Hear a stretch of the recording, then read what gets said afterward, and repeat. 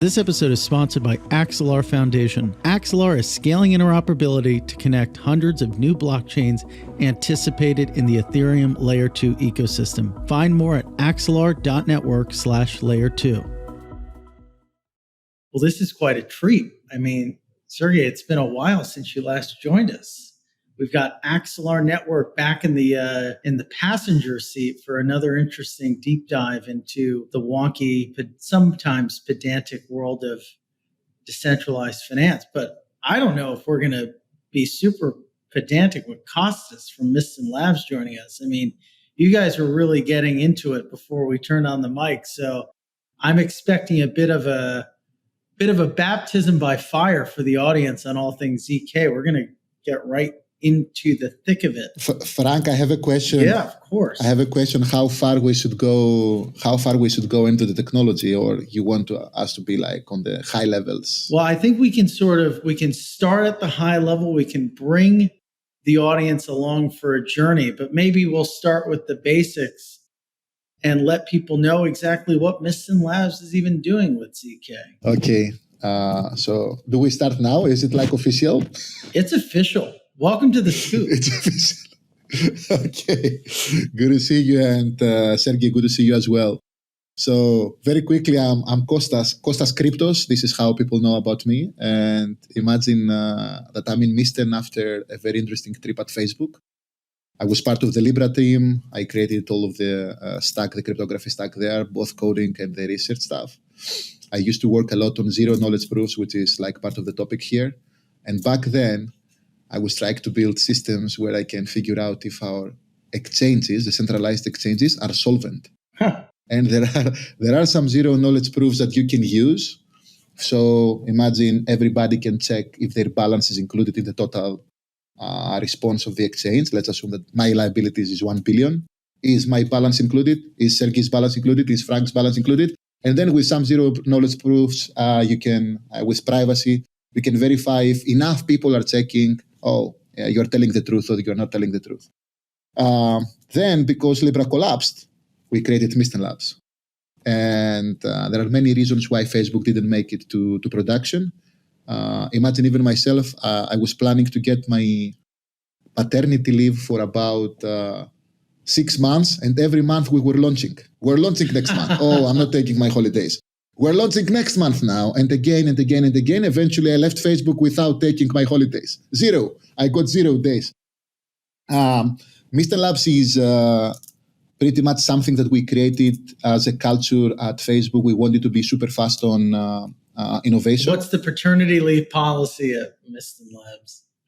At Facebook, I know it's 4 months. In Mysten Labs, I don't know. I finished with kids. I have two kids. One of them he's known by the name Cryptos. Beautiful. So I named my kid Cryptos, and it's a Greek word. Cryptos means hidden, secret. So that's my son's name. But anyway, we created the Sui blockchain. Sui blockchain is literally something that we had in our mind, how we can have a high throughput innovation into the blockchain space, and not just like a next Ethereum or an next Solana. And here we are now. I'm leading the cryptography team here as well. And Mysten, the name by itself is mystery engine. You don't know the next day what new innovation will emerge from the company. This is who we are at the moment. Before we get into deep on zero knowledge, right? And Kostas, we just had a discussion actually that zero knowledge in general, right, and some of the work that you guys do splits its properties in some sense, right? You have notion of privacy that zero knowledge provides you, which is the default name, there is no knowledge, right? And then we have the notion of kind of compression, right, or verifiability, or sort of other properties, right? And I think maybe before we get into too deep, what you guys are doing with some of this, let's define those properties, right? Different properties for the user, so they can say these are different types of applications we can think about later. Exactly. So, by the way, when we hear zero knowledge proofs, typically, the cryptographer's mind will go to privacy. But the reality is in the blockchains, we're not using it typically for privacy. Most of the L2s that we have, like all of the L2s on Ethereum, that they want to get the state from what happened to this mini blockchain to the major blockchain, They just want to compress the stuff. So this is verified quickly and without paying a lot of gas per transaction. And now you are using a compression property of the technology called zero knowledge proofs. So this is how some L2s are settling the final transactions on the L2 into the L1. But they don't care about privacy, right? I mean, in the sense that it's okay if you can leak some information about what happened in the L2 into the L1. But you care about compression. You cannot run all of the transactions of the L2 again in the L1 because what did you gain? So this is compression of work, right? Just to be clear, right? We're talking about taking a lot of work to verify transactions and then giving you a very small proof that the work has been done correctly. Exactly. So let's assume that one property that this technology is offering is compression. The reason that we call them zero knowledge proofs is because we don't have many ways of compressing stuff. And we happen to use the same mechanism that now offers another feature, if we do it properly, which is privacy. So you have some execution happening. Let's assume I'm playing a chess game, and I want to prove to you that I know how we can have a checkmate in 3 moves, but I don't want to show you how. So I'm executing my solution, and then eventually I'm not giving you the moves. I'm giving you a proof that I know something. And this is like the privacy element of these algorithms, where some situations actually require it. For example, in our case, in Mysten, we're using it a lot for SUI in a way where you want to sign in with your Google account, but nobody in the blockchain should see your email. However, I'm having a proof that I am a user at Google, nothing else. And this is my address. I own this address. Every single time I can sign again. Do we care about compression now? No. But I do care to hide some information about my account, my identity. And imagine this is the second property. I would personally go to a third property. So compression is one, typically L2's settling transaction on L1. Privacy is the other one, hiding some information about my transaction. And I would say verifiability itself, that sometimes you don't need necessarily the compression. I will give you an example.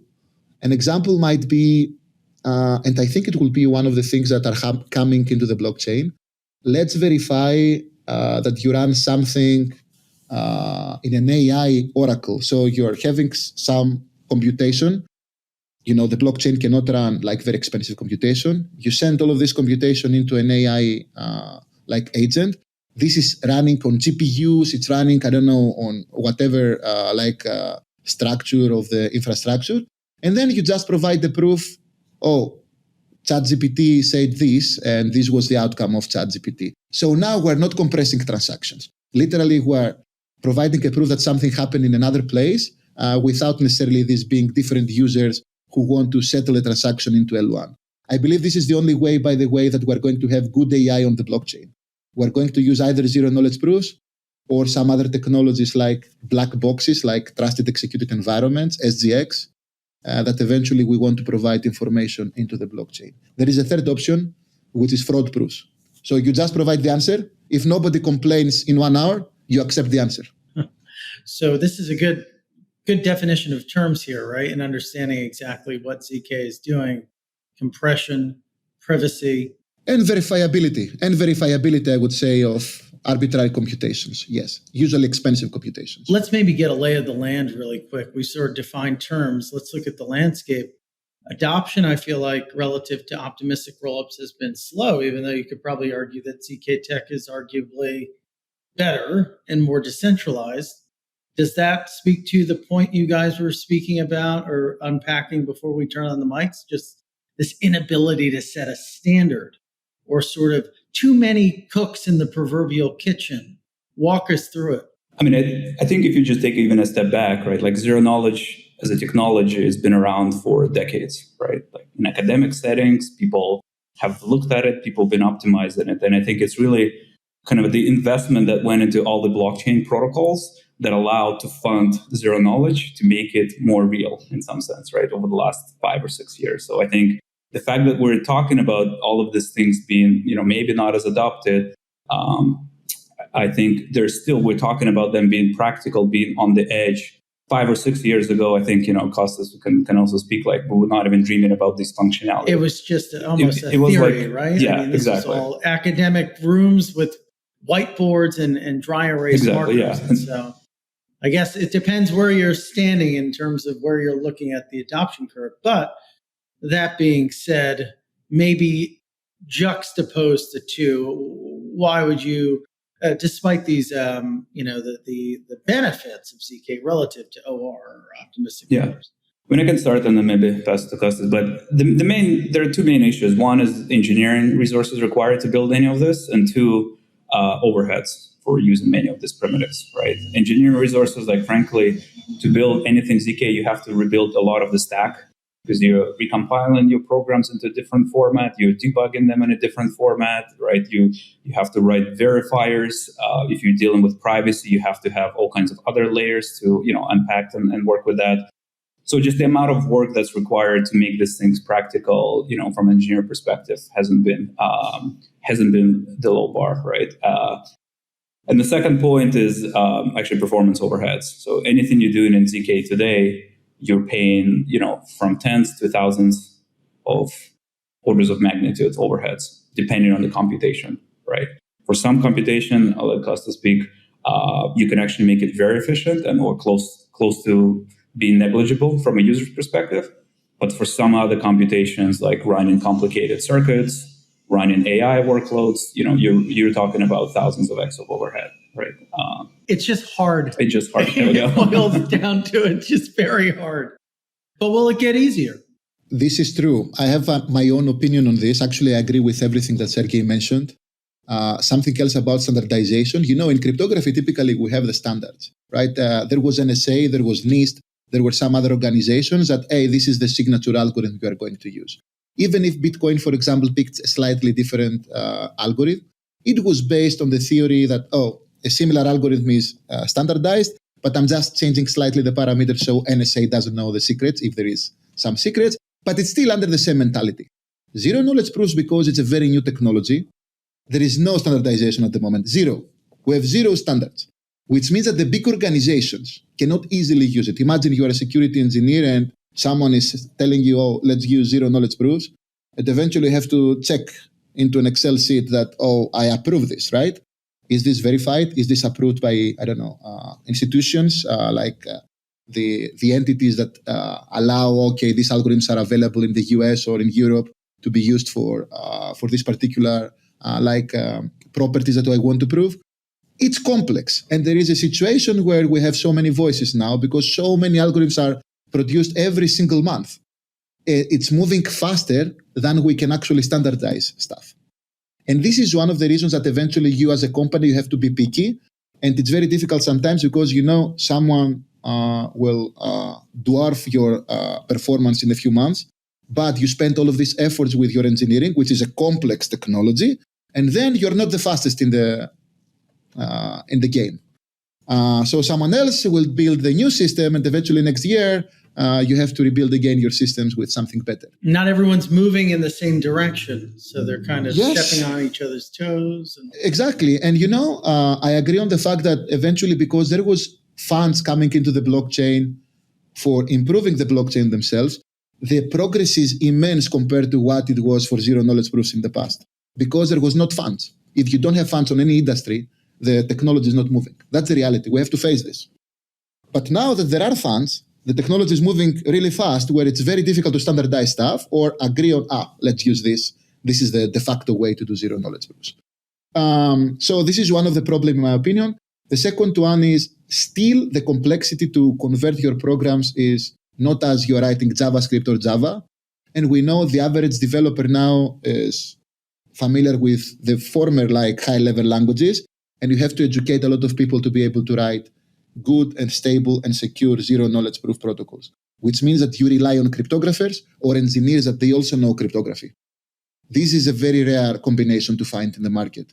I mean, how many of these developers exist out there, right? You don't have hundreds of zero-knowledge proof companies. It's dozens probably that are good in zero-knowledge proof, which also limits the space of who can actually have a product that is meaningful in the space. In my opinion, these two are also very important. There is another thing that we don't have good IDs. Like we know we have Visual Studio to write Java, and this Visual Studio is giving you all of the hints. You have an error. The errors are verified by a lot of users in the past. this is still under construction, right? We do have a few. We have Cairo from Starks. We do have a few others like you can use Rust now to implement stuff. But again, you have to comply with some idiocracies of zero knowledge proofs, and people are not familiar with this. So that's the reason. But other than this, I believe that the progress, in my opinion, from the cryptographer's view, is higher than I was personally anticipating 3 years ago. From a perspective of why other mechanisms are more mainstream than zero knowledge proofs, I agree. On absolute numbers, ZK is losing, but I think it's gaining momentum gradually. If you could wave a magic wand, what standard would you sort of have the community come around to agree upon? Yeah. But by the way, I don't think it's about the standard, right? Like, I think, by the way, I think the smartest people have tried to standardize this, right? So there's a website, zkproof.org, right? Like the best leading cryptographers tried to standardize zero knowledge. I was there 2 weeks ago, and again, we didn't standardize anything. No, exactly. But that's the point, right? Like, I think people will not standardize. It's not that people don't have the willingness to do it, right? Like, I think to Kostas' point, like, I think the speed of innovation and the rate of changes is just immense, that it makes no sense to standardize anything for the next 10 years, I would argue. There we go. We'll standardize the hat. But yeah, like, until things are stable, it makes no sense to standardize them, right? And so I think to what we were saying earlier, like, I think in ZK land, it is going to be standardization by adoption in some sense, right? So whatever protocols end up being engraved, throughout the systems, whoever has the simplest UI, SDK, developer experiences, people will go and standardize that subsequently for all future processes. But until then, I don't think anybody will wait for standardization at this point. There is also something else that I would add here. There is another 3 properties that have to do with how practical these are, right? If you care about compression, maybe you do care about the verification to be fast and probably the proof to be short. If you care about privacy, maybe you don't care about some of these properties, but you care about the privacy in particular as a security degree. And if you care about like proving speed, there are situations where you don't care. Maybe someone is using zero knowledge proofs. Yeah, we talk about the blockchain, but it might be something else, right? I mean, someone wants to prove that this is how the molecules are getting together into alignment and they produce this protein, blah, blah, blah. We will see zero knowledge coming to the other spaces. And there, maybe you don't care about the proving speed as much as you care in the blockchains. If you do trading, you need to be super fast, right? So obviously, there are different properties where we have to take into account size, performance, and I would say the privacy property as like security degree. How do you anticipate ZK verification will change interoperability? Yeah, and I can talk a little bit about that. But one of the things when it comes to multiple, systems that need to interoperate is they need to verify one another in some sense, right? And so back to some of the properties of ZK that we talked about, verifying, the state of one blockchain in another blockchain using zero knowledge is pretty convenient if you can do that, right? So as an example, if Sweep blockchain needs to be verified on Ethereum, if it has a zero knowledge proof of correctness, then its state of transactions can easily be verified and vice versa, right? So I think we're seeing this general trend of adoption of more of these technologies in the blockchain space. I think still early because of the cost that it takes to develop these things and maintain it, in production and large systems, but there's definitely more and more of it as the technology becomes mature. It is one of the building blocks you can rely on to build kind of interoperability. Because I'm curious, do you guys use any kind of zero knowledge for? Do you have like clients? Curious on your chain, right? You talked about exactly. I was getting to the light client side, right? Something that all of the blockchains should take into account when they want to go zero knowledge is the primitives they are using internally. Ideally, we should get them into being zero knowledge proof friendly. Because, we say about the computations, right? But if the blockchain is built in a way that I'm using a very fast cryptographic algorithm or hash function, maybe this function might be easier to be implemented in zero knowledge proofs. And I believe we're going to see a few blockchains that are more friendly into being snarked. Snarked means, using zero knowledge proofs to prove something about them. And this is what we try to do in SUI in some situations. For example, we decided to use the Blake algorithm for hashing instead of SHA-256 because the gates are less eventually for verifying this in zero knowledge. In some other situations, we also support like BLS signatures because sometimes maybe you have an option to use these particular groups and have some optimizations there. But look, you have at the design phase, you have to do some assumptions. It's impossible like on day one because as we said before, the zero knowledge proof landscape is changing. Some decisions you take, it will be the most like practical in the next zero knowledge proof scheme that will be the de facto for everybody. What we do in the move language, imagine we're using like a different language than Solidity, like Ethereum.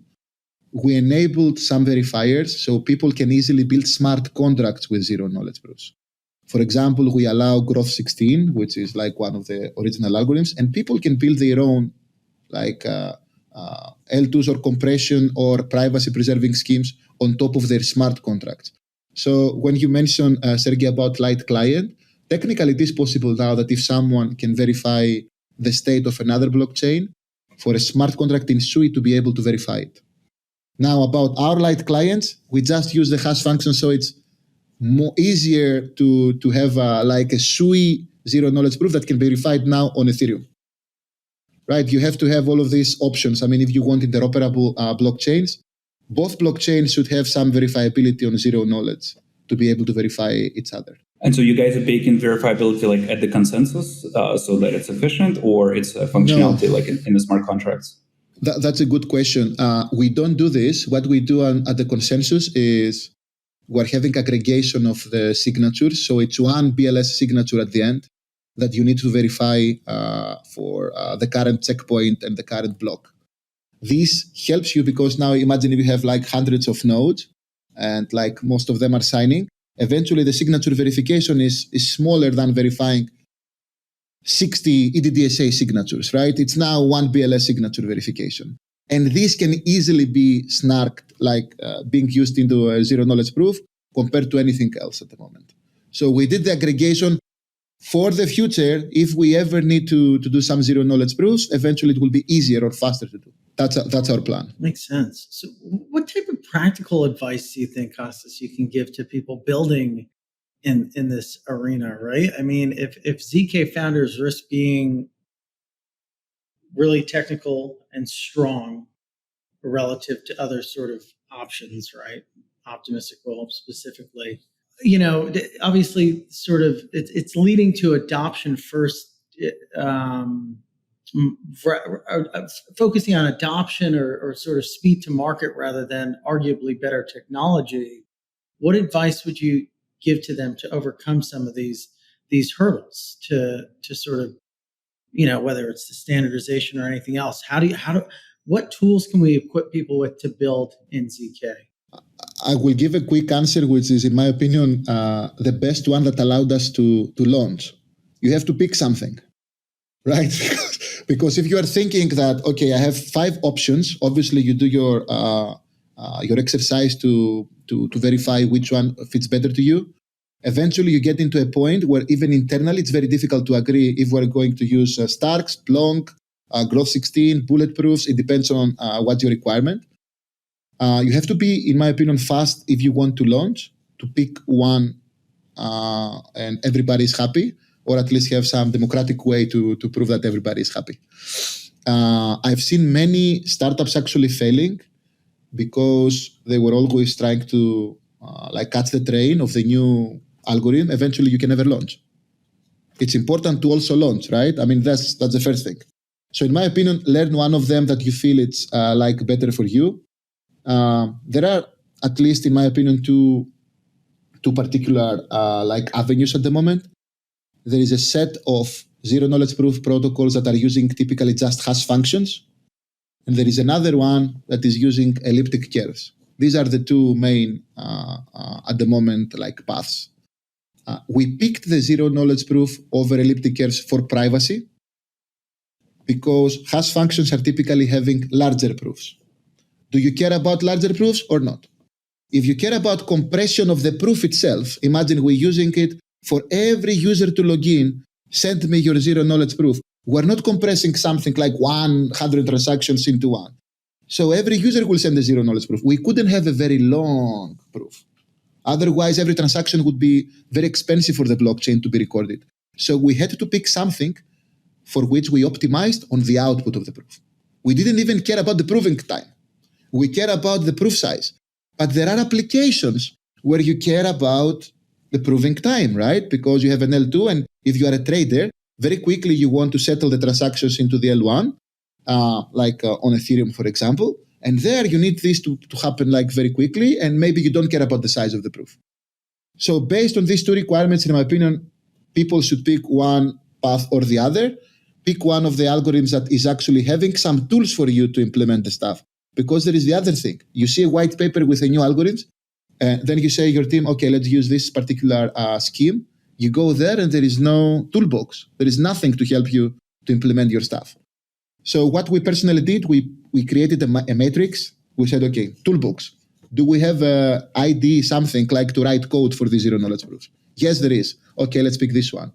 Do we care about trusted ceremonies or the proof size? Yes, no. Eventually we said, okay, there are 5-10 schemes here as options. We pick this for this particular application, and we pick the other for another application. That's what we personally did. Otherwise, we would be blocked forever. You'd still be doing it. If you didn't prioritize, It's all about prioritization and figuring out how to optimize it for what you're doing. Yes, exactly. Sergey, I don't know what is your opinion on this, but... you have a different approach. This is how we operate. Have a matrix, an Excel sheet, checking the fields that we care about, and then we pick the scheme. Well, there's always trade-offs, and it's just just picking off it's an accounting the trade-off that you want or don't want. Yeah. I think I'm with Kostas here, right? Like, I think you should know your use case, like, period, right? And like, there's enough tools out there, there's enough technology out there to help you launch quickly, and then if you have the resources to keep on innovating on the underlying zero knowledge itself or the team, it does take a special team or special resources to do that. You can do that later. But if you're a developer building in the space, know your use case, pick the right tools, go launch, take it from there. That's pretty good advice. Exactly. This is going to be an edifying show for anyone listening, building or thinking about building in ZK. This episode is sponsored by Axelar Foundation. Axelar is scaling interoperability to connect hundreds of new blockchains anticipated in the Ethereum Layer 2 ecosystem. For partners ranging from Uniswap to Circle, Axelar enables seamless, universal experiences for developers and users. Find more at axelar.network/layer2. ZK and AI is a really hot topic these days. You said something interesting, Kostas, which is you can't really do crypto AI right without ZK. Is that an overstatement or oversimplification of your view? Yes, very interesting. By the way, yesterday in one of our hackathons, we had to play a Go game on the blockchain. It's not easy, right? Because how'd it go? Yeah, how did it go? Yes, how did it go with Go? Eventually, I ended up having the calculations outside the blockchain because I wanted to create a bot that plays, right? And originally I said, okay, can we have the bot being part of the smart contract execution, right? I mean, literally the smart contract is playing against the human. It's quite expensive if you need like a meaningful thing that can win against the average user. So like running AI algorithms in the blockchain is typically expensive, right? You need a lot of data. And you need to do some calculations sometimes that might require a lot of resources, or you need to pay a lot of gas. You need to pay money for this to happen on chain. There are applications that maybe they can tolerate very basic artificial intelligence systems, like very small neural networks, like some linear regression, very basic AI, where you can do it on chain. This is possible, and I've done it personally in Sui. If you go to more like complex situations, and this might, by the way, what I mentioned before, if you have a new CryptoKitties, for example, a digital pet where you want to have some AI capabilities when it's evolving, maybe it's possible. You might pay some gas, but you can play with the complexity to fit it in one transaction. But if the model is very expensive or you need a lot of data to be able to run, there is no other way than running this outside the blockchain and then providing a proof that this is the output of this particular model. I've personally seen at least 3 or 4 startups in the last 2 months that they are trying to operate into this environment for many reasons. There are situations where you want to simulate a game that is having like too complex operations or some financial models, and people are using either zero knowledge proofs or they are using oracles. They have 10 people running the same model and they all vote. My output was A, my output was B, my output was A. How many A's do you have? We accept A. That's one way to do like verification of AI on chain. The other way, one person is running it and then they submit a zero knowledge proof. Running this model under this input, this is the output. And I believe we're getting into a situation where we will see a few startups emerging, putting AI on chain via zero knowledge proofs. VCs, open up your checkbook. They're coming. They're coming for you. True, but not in 100 companies because eventually they will die from the competition.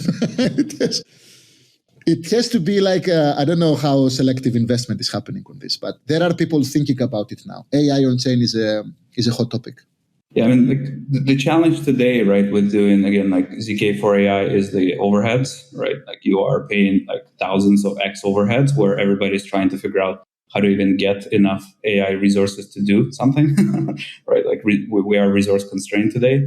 I mean, but to Kostas' point, I mean, AI becomes a kind of an engine to cheaply generate data, right? And you need to be able to verify it somehow. Oops, some alarm. You need to be able to verify it efficiently. And I think 10 years from now, 15 years from now, when zero knowledge goes through all of its ZK iterations, my bet is we're going to see chips that have both, AI and ZK functions baked into them. So you can actually do this efficiently enough. I think until then, the overheads will still be large, but, good enough for some applications. But 10 or 15 years enough where the cost of generating information will be zero. Unless you have verifiable information, its cost is still zero. So the information will need to be verifiable in one shape or another. I think there is also something else that will happen. In my opinion, we will see in the future multi-server validators on the blockchain. Especially if you want AI, you might need GPUs, you might need multiple CPUs. I mean, many things to happen, right, on the validator side. And if we don't have the oracles that are giving this information now to the blockchain, the validators should evolve to be able to support this. And as Sergey said, obviously the silicon, the CPUs and GPUs will become cost-effective enough to be able to run these operations on the blockchain. Until then, ZK has a chance, right? Obviously, we need to run these computations off-chain and send it on-chain, or other ways of doing like compression, which might be, I don't know, you run something in a black box of Intel that is called SGX. It is a technology where people are running these into, I don't know, black box GPUs and CPUs, and then you give the outcome. But what's the difference between ZK and this? You trust Intel is not doing something malicious in their GPUs and CPUs, right? While zero knowledge is just mathematics. You just trust the mathematicians and cryptographers for this. I mean, there are like open standards that people try to, create these SGX equivalents in the open CPU frameworks like RISC-0, yes, right? Which is a popular standard, which it's still early, but we might see some of these technologies being developed around those. By the way, I've seen a property where you can cheat the system. Something that we haven't taken into account, especially when you need verifiability of the result in a deterministic way. Imagine if you ask the same question now on ChatGPT, right, or Gemini of Google. How do you know which one? If you run the same prompt again and again, you're not getting the same output, right? So when someone is sending you the output, how do you know if they run it 100 times and they picked the one that they like? Right? We will see this problem. And this problem is not solved by zero knowledge proofs. It's solved by other things. We have to make the models deterministic. And the determinism might be based on some random seed. Like you say, okay, giving you like this particular counter, with a counter 1, run this model. Do not create any other randomness inside. and I want the output now with zero knowledge proofs. Zero knowledge proof is a primitive, but there are situations that by itself might not be enough to solve your problem. Imagine if you have a fake news. It's not a panacea for all. It's not a panacea for all of AI's issues. It needs to be married, coupled with other. Exactly. We might need to change slightly the AI models, or at least the computations, how they're happening, sometimes to be predictable on the output. Yeah, predictable, I mean, if you run the same prompt, it's the same output again and again. Otherwise, people can see it, right? Imagine if the CryptoKitties problem I mentioned before, you're having a digital pet. This digital pet requires some AI to be evolved. And I run it 100 times, and then I send you the traits that I like as an output. Zero knowledge proof is offering verifiability. Yes, I ran this model, but it doesn't offer me the property that I didn't run it 100 times. Yeah. And I gave you just one of them that works for me. We need to play with AI plus ZK to be able to offer some of the properties. Still for exactly. So how do we think about how ZK proofs can change the user experience for applications maybe building and using ZK proofs? How does this matter for the end user in terms of what they're... We personally did it. But Sergey, I leave it up to you, and I'll go afterwards. Go ahead. No, but I actually think this is we should talk about that because of what you guys did, because I think that's one of the most exciting developments of ZK. Yes. So let's dive into that. Okay, let me take the lead here. So what we did in SUI, we didn't use ZK for compression. I mean, you can do it on the smart contract layer, but we tried to allow easier onboarding for the users. Imagine myself coming from Facebook and Instagram. I know that 99.9% of the people, like the average social media user, do not know how to remember a password. There is no way. We have to accept this, and we need to find other ways for people to onboard on the blockchain, because even this market requires the fresh blood, requires the people who are coming outside the blockchain. They know nothing about the blockchain, but somehow they get into this particular system.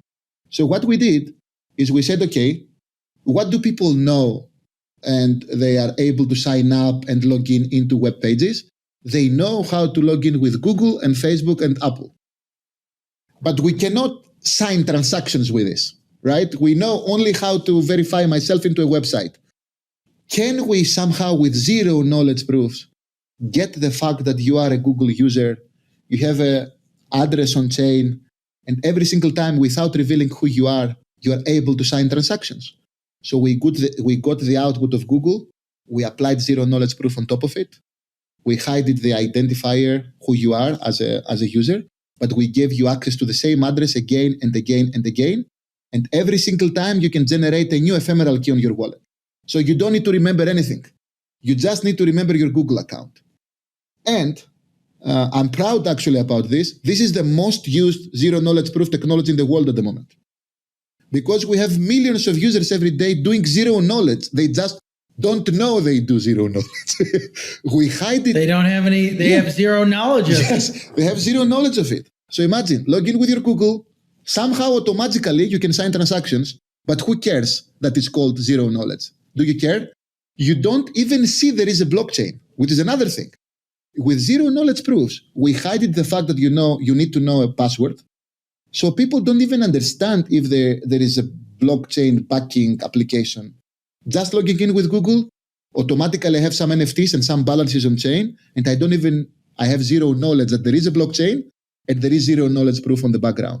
And this allowed us to at least help on the onboarding of users. Now, there is other things that you can do on top of this. You can have discoverability. I can send money to an email. So are you seeing less friction? Are you seeing more activity? Onboarding and 100%. I've seen it many times. Imagine SUI is also a sponsor of Red Bull. People at Red Bull all of the people just want to watch the cars running, like Red Bull Racing. We had hundreds of thousands of them in 1-2 days actually using zero knowledge, and they didn't know they were using zero knowledge. And on onboarding, if you ask me, zero knowledge will play a significant role. Now, Sergey, I'm passing you the ball for L2s, and you can mention there why people can pay less because of zero knowledge, right? I think I'll mention, actually, by the way, the application that you talk about, right? Like using, let's say Google authentication and then get an identity from that. It is in some sense an example of using ZK for interoperability, right? You're just using it for interoperability between like a traditional Web 2 system with, credentials authenticated through the browser and using it in a Web 3 system. So, and you're using it for interoperability across those things. Like as Kostas said, I think across sort of L2s, people are similarly using zero knowledge to kind of hide the fact that people are actually interacting on an L2 in many cases, right? So, you don't want to know what chain you're on, so you can hide a lot of that complexity and all of the computation behind zero knowledge as well. I guess, Kostas, back to your application a little bit, I guess, isn't there a trade-off where if you guys are authenticating against Google, like that creates a vulnerability where, Google or somebody could take over your money or funds? Or how do you guys think about that? They cannot. So what we did is we also added a salt, like a very a random number. And this random number is provided by the wallet, not from Google. Google doesn't know your salt. So it means we created a 2 out of 2 FA, like a 2FA mechanism for... So that's your secret key that you have to keep track of, the salt. Yes, but if it's lost, it's not the end of the world, as it is with the mnemonics that we typically have on MetaMask, right? Because you cannot do anything. You still need to also do login with Google. Because in practice, you created a 2FA. This is how we were safe against Google one day saying, okay, I want to take over all of the accounts. Got it. So you can recover with Google if you lose it, but you cannot transact by itself without the salt. Exactly. And recoverability is easier now, right? Because if you miss your Google password, you can go to Google and recover it. If you lose your mnemonic password, there is no way to recover. There is no way to recover. So look, I'm not saying it's like a system that solves all of the problems, but in my opinion, solved the most difficult problem, which is how we can bring people who are not blockchain savvy into the system. And this is important, right? Because if they start engaging, like getting NFTs, maybe do some trading, first they're bringing new, as I said before, new TVL into the game, like they're bringing money into the system. And then eventually they become more knowledgeable about the blockchain. If you never start, right, you will never learn how these things work. Yeah, well, you're getting people started. I think it is getting people started, but it's beyond that, right? Like I think we need to work towards the world where we have kind of a portable universal identity system that you can take and go everywhere, right? And I think identity in some cases. But this is kind of the first step. This is the first step, exactly, right? The promise of identity. Exactly. I think, you can have services that do KYC checks, that do, AML checks on the back end, generate proof for them, include it in this identity that you take around blockchain, off-chain, whatever that is. So I think this is the way that I think identity will be handled down the line. 100%. And it's never going to be super straightforward. There's always going to be these little tweaks and reconfigurations to get it to work and to get, what's sort of the Google fix that you have there. It's never going to be super straightforward. This is true. Something, by the way, that I believe made the difference here. A lot of people know that, okay, we have to use zero knowledge proof for KYC, better KYC. I'm proving I'm over 18. I'm proving I'm this identity. Previously and before this work, you had to change something on the Google infrastructure to be able to support it. What we did with zero knowledge proofs with our system now is, okay, we cannot convince Facebook and Google and Apple to change their system. It is what it is. Can we use this like the way they are operating now without even them knowing? And somehow automatically you can have a KYC system. And eventually, after a lot of experiments, it took us a while, right, to compress all of the things. And imagine it's also a UI thing. We had to create the proof in 1-2 seconds. You don't want to log in with Google and you wait 5 minutes in order for the zero knowledge proof to be completed, right? We also wanted the UX to be nice for the user. And we talked with some of the funks, like the big companies, and eventually they explained to us what properties they need, and we managed to have a system that everybody is happy. Without them changing anything. Their developers didn't need to know why they're compatible with our system. This was the big innovation in ZK login, as we call it, right? Zero knowledge login. Other than this, I believe there are many better ideas if we convince these big companies to change the way they're authenticating, to have faster systems and better systems with zero knowledge. The whole trick here is how you don't make any changes and still works. Okay, both of you pull out your crystal balls and help us think through what the next 6 to 12 months will look like. Might be too short of a period, maybe next year, what you expect to shape this corner of the market, the ZK segment. I mean, in my head, I think two things that are pretty evident. This is a short time frame for ZK, by the way.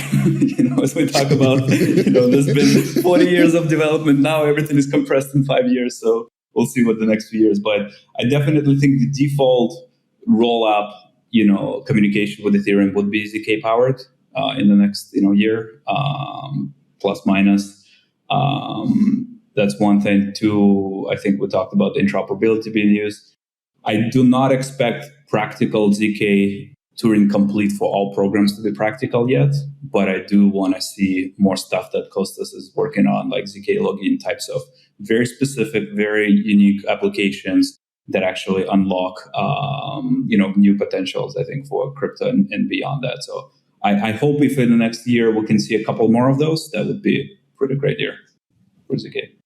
Kostas, heavy lies the ZK crown. So I totally agree with Sergey on this. I believe that even on Ethereum, it will take a bit more. That's my only debate here. It might take 2 to 3 years rather than 1 year, mostly because we need also preparation for others to be able to run provers for this. But other than this, I believe something else that is happening. I've seen a few exchanges, even centralized exchanges, starting to using zero knowledge proof to prove a few things about their operations with privacy.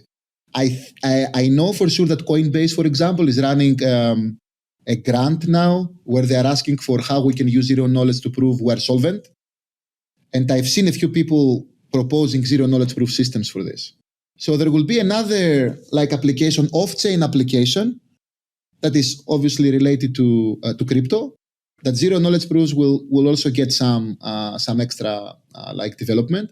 I've also seen the European Union now having the smart wallet, also using zero knowledge proofs to verify you are over 18, you have a license, you are from this nation, from this country, but I don't tell you exactly where my address is, and all of this stuff.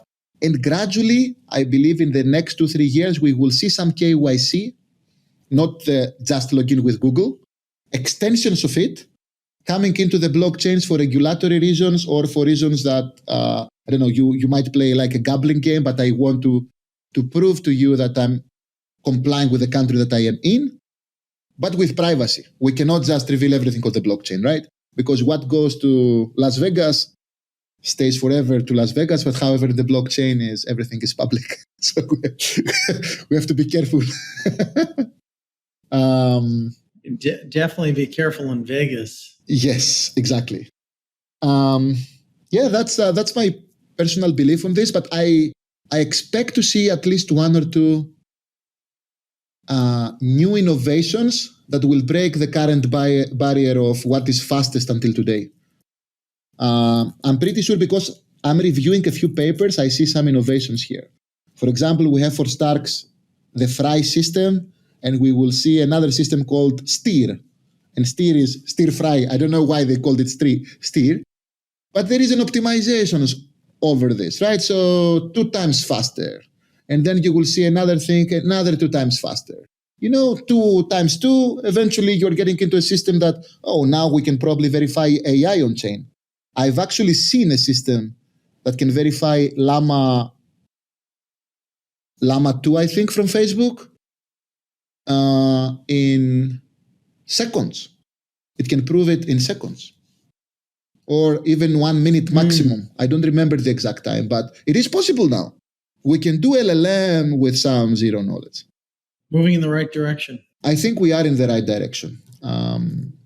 Yes, I'm very positive. To tell you the truth, 4 or 5 years ago, I was not very, very positive. Now I am.